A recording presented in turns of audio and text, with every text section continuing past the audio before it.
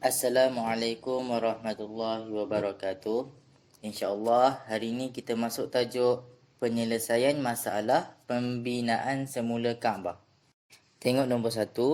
Semasa Nabi Muhammad SAW berumur 35 tahun, kota Mekah telah dilanda banjir. Bangunan dinding Kaabah runtuh. 2. Orang Arab Quraisy telah bersepakat untuk bergotong royong membina semula Kaabah. Okey, baik. Mekah telah pun dilanda banjir dan banjir itu menyebabkan dinding Kaabah runtuh. Bila ia berlaku? Ia berlaku ketika Nabi Muhammad berumur 35 tahun. Dan selepas bangunan dinding Kaabah runtuh, orang Arab Quraisy mereka ni bersepakat untuk bergotong royong bersama-sama membina semula Kaabah. Nombor 3. Pembinaan tersebut melibatkan pembesar-pembesar kaum Quraisy, iaitu Abbas dan Nabi Muhammad SAW. Pembinaan itu diketuai oleh Bakum, seorang tukang kayu berbangsa Arab. 4. Setelah selesai membina Kaabah, mereka meninggikan pintunya daripada aras tanah sehingga terpaksa menggunakan tangga untuk memasukinya. Kemudian, mereka ingin meletakkan Hajarul Aswad di tempat asalnya. Okey. Tadi kita kata orang Arab Quraisy ni mereka bersepakat untuk bergotong royong membina semula Kaabah. Dan pembinaan itu melibatkan pembesar-pembesar kaum Quraisy. Antaranya adalah Abbas dan Nabi Muhammad SAW. Pembinaan itu diketuai oleh Bakum. Siapa Bakum ni? Bakum ni seorang tukang kayu berbangsa Arab. Dan selepas selesai membina Kaabah, mereka membuat keputusan untuk meninggikan pintu Kaabah daripada aras tanah. Sampai kita nak masuk ke pintu tu, kita kena gunakan tangga.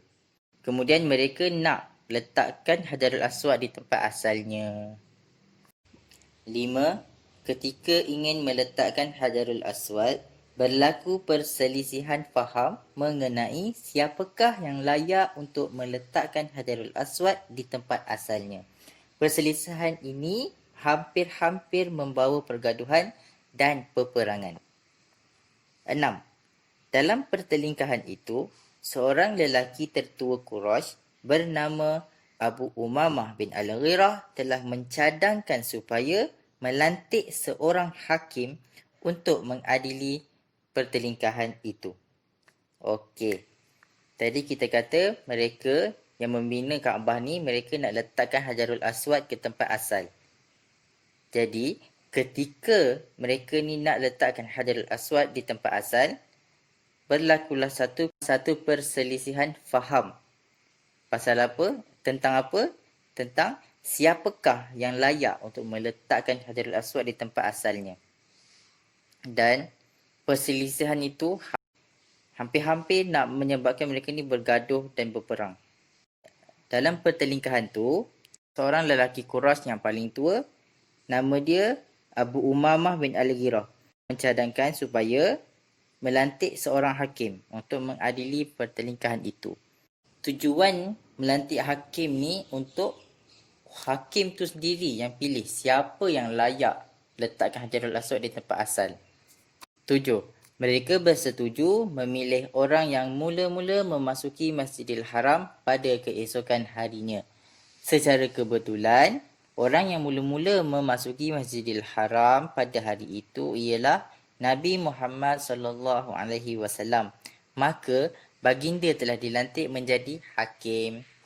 Selepas Abu Umamah bin Al-Ghirah mencadangkan mereka untuk melantik seorang hakim untuk mengadili pertelingkahan itu, mereka bersetuju untuk memilih orang yang mula-mula masuk ke dalam Masjidil Haram pada esok harinya untuk menjadi hakim. Dan kebetulan orang yang pertama memasuki Masjidil Haram pada keesokan harinya adalah Nabi Muhammad SAW. Dan disebabkan itu, Nabi Muhammad telah pun dilantik menjadi hakim. Macam mana cara Nabi Muhammad menghakimi perselisihan itu?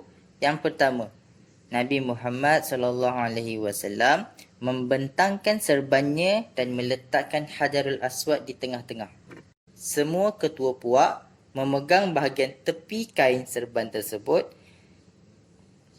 dan mengangkat bersama-sama ke tempat yang disediakan di Kaabah.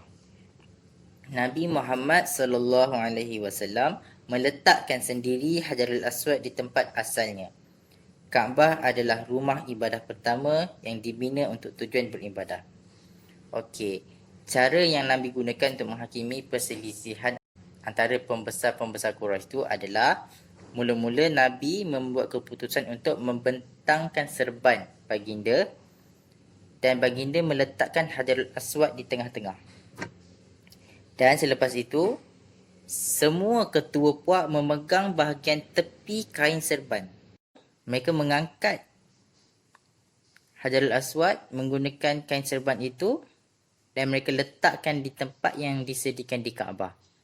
Selepas itu, Nabi Muhammad sendiri yang meletakkan Hajarul Aswad di tempat asal. Okey, itu sahaja untuk kelas hari ini. Terima kasih. Assalamualaikum.